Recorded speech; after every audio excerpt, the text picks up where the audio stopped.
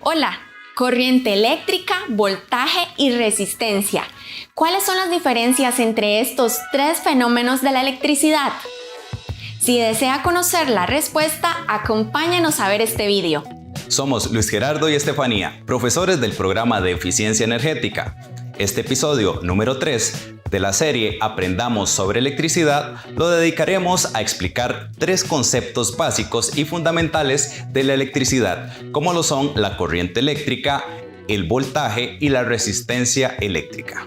Además, entenderemos la relación entre estos fenómenos eléctricos a través de la conocida ley de Ohm. Al inicio, todo esto puede sonar un poco complicado, pero no lo es. Cuando la temática se explica con ejemplos sencillos que todos y todas podamos entender. Iniciemos. En el episodio anterior aprendimos que la electricidad es una forma de energía y que el origen de esta se encuentra en los átomos, específicamente en las partículas conocidas como los electrones. Utilicemos un ejemplo para recordar lo que aprendimos hasta el momento. Si entro a mi dormitorio en horas de la noche, normalmente la lámpara va a estar apagada. Lo que ocurre en ese momento es que, a pesar de que los cables de la lámpara están en buen estado, no se produce luz debido a que todos los electrones que están en la estructura del cable de la lámpara no se están moviendo. En el momento en que se presiona el interruptor de luz, inicia el movimiento de electrones a través de los cables de cobre, lo cual hace que se encienda la lámpara. Este movimiento o flujo de electrones es lo que se conoce como corriente eléctrica y su unidad de medida es el amperio. Ese nombre se otorgó en honor al matemático y físico francés André-Marie Ampère. Para representar la corriente eléctrica se utiliza la letra I, ya que a nivel internacional se le conoce con el nombre de intensidad de corriente. Para que usted tenga idea de los valores de corriente eléctrica que se utilizan en una casa, mencionaré algunos ejemplos. En mi casa, por ejemplo, al utilizar la termoducha, se produce una corriente eléctrica de 37 amperios. Y si utilizo la secadora de cabello, se produce una corriente eléctrica de 16 amperios. En los electrodomésticos y sistemas eléctricos en general, la corriente eléctrica es necesaria y 100% aprovechable. Pero es importante recordar que existe un gran riesgo para el ser humano si se llegara a producir una corriente eléctrica en su cuerpo, ya que el flujo mínimo de electrones en el cuerpo, inclusive mucho menor a 1 amperio, podría dañar de manera profunda los tejidos, provocar serias lesiones o inclusive la muerte. Si la trayectoria de los electrones se diera a través de órganos vitales como el corazón o el cerebro. Por eso es importante evitar los contactos directos con la electricidad y buscar el asesoramiento de personas expertas a la hora de realizar algún trabajo eléctrico en el hogar. Ahora hablemos un poco acerca del voltaje. Para generar un movimiento o flujo de electrones en un circuito se necesita una fuerza que lo impulse a moverse. Esa fuerza o fuente de energía que motiva el movimiento es el voltaje o tensión eléctrica.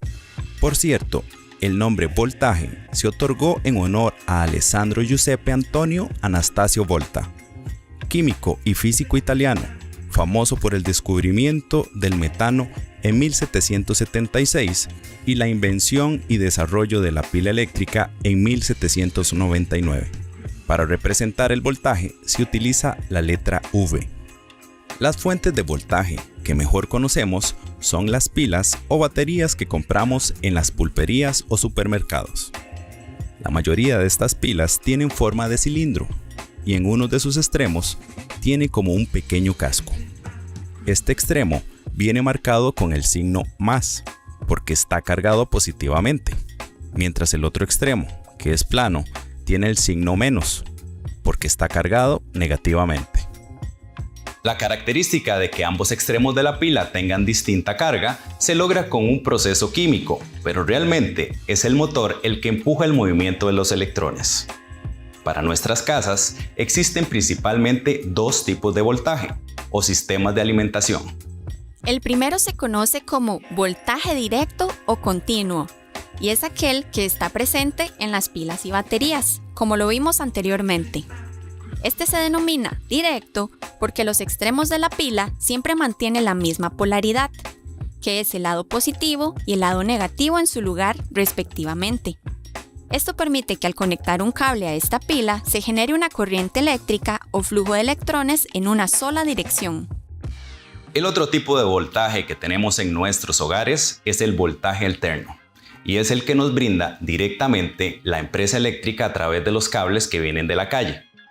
Estos cables que ingresan a nuestra casa se conectan a la caja de breakers y se distribuyen por los tomacorrientes del hogar. Por ejemplo, si usted mide el voltaje en un tomacorriente de la sala, notará que el mismo tiene un valor de aproximadamente 120 voltios. Este voltaje recibe el nombre de alterno, ya que al observar su señal eléctrica notará que la misma cambia constantemente como una ola. Esto significa que la polaridad positivo y negativo varía constantemente, produciendo una corriente eléctrica que cambia constantemente de dirección. Con el voltaje alterno es que alimentamos la mayoría de los aparatos eléctricos en nuestras casas, como la termoducha, la cocina, la refrigeradora y el microondas, entre muchos otros.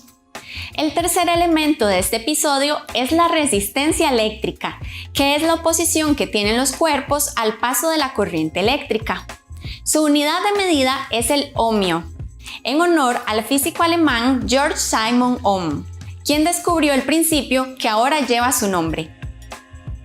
Al trabajar con electricidad, notaremos que hay materiales que se caracterizan por ser buenos conductores eléctricos. Entre ellos, los metales como el oro, la plata y el cobre. Estos metales presentan una resistencia eléctrica muy pequeña al paso de la corriente eléctrica.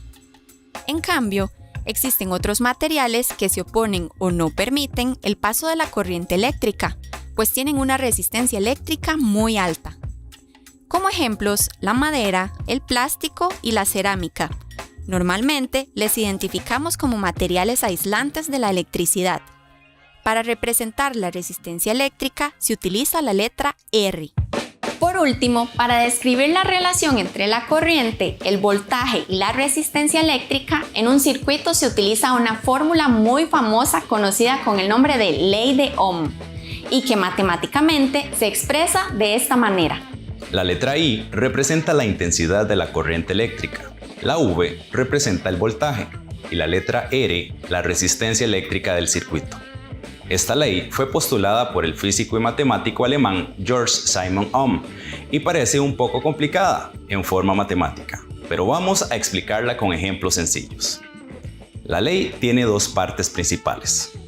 En la primera se expresa la relación entre el voltaje y la corriente en un circuito y se establece que, en esa relación, la corriente reacciona de manera directa a las situaciones que le ocurren al voltaje. Para ejemplificar, imagine que en un cuarto tenemos encendido un bombillo de 100 watts de potencia. Observe un momento los elementos del diagrama del circuito. El voltaje de alimentación es de 120 voltios, mientras que la corriente eléctrica que fluye hacia el bombillo es de 0,83 amperios. Lo que la ley de Ohm señala es que si por alguna razón, como una sobrecarga eléctrica, el voltaje aumentara de pronto un 10% su valor, la corriente seguiría su mismo comportamiento, aumentando también un 10% su valor, con lo cual se podría provocar la quema o daño del bombillo. Por el contrario, si el valor del voltaje disminuyera 15% por alguna falla eléctrica, entonces el valor de la corriente también disminuiría 15%, notándose una pérdida de brillo en el bombillo y casi apagándose por completo. En resumen, la corriente depende del voltaje. En la segunda parte de la ley de Ohm, se plantea la relación entre la corriente y la resistencia eléctrica en un circuito. Esta relación es inversa, lo cual significa que si la resistencia aumenta, la corriente disminuye, y si la resistencia disminuye, entonces se provocaría un aumento de la corriente en el circuito. Vamos a plantear otro ejemplo para entender esta relación. Siendo niños, en casa de los abuelos había un radio antiguo de transistores, el cual se utilizaba principalmente para oír noticias y escuchar música. Ese radio tenía dos perillas, una cambiaba las estaciones y la otra controlaba el volumen. La perilla del volumen es un ejemplo de una resistencia que cambia su valor. En cierta posición, la perilla representa su resistencia máxima, con lo cual se limita o elimina el paso de la corriente, y en la otra posición, la resistencia de la perilla es mínima, permitiendo el paso de la corriente. En la siguiente imagen les mostramos un pequeño esquema resumido del circuito de radio. Lo interesante del funcionamiento de esa radio es que la corriente tiene que pasar por el circuito para que el parlante emita sonido. Justo en el momento en que mi abuela estaba a punto de encender el radio, no se emitía ningún sonido, ya que la resistencia del circuito estaba en su máximo valor, bloqueando el paso de la corriente que tenía que alimentar el parlante. Pero luego, cuando ella empezaba a girar la perilla y aumentar el volumen, lo que ocurría realmente era que el valor de resistencia iba disminuyendo. A la vez, la corriente del circuito aumentaba y alimentaba el parlante y por eso escuchábamos más fuerte. El comportamiento del radio de la abuela es finalmente un ejemplo cotidiano de las relaciones entre la resistencia y la corriente eléctrica. Este episodio nos ha servido realmente para entender los tres principales fenómenos de la electricidad. La corriente, el voltaje y la resistencia están ampliamente relacionados. Además, demostramos a través de ejemplos de la vida cotidiana que la ley de Ohm es más que una fórmula matemática, es una herramienta para entender la manera en que funciona la electricidad a nuestro alrededor. Muchas gracias por compartir con nosotros esta experiencia educativa a través de estos pequeños vídeos. Recuerde utilizar la electricidad de la mejor manera. Nos vemos en el siguiente episodio.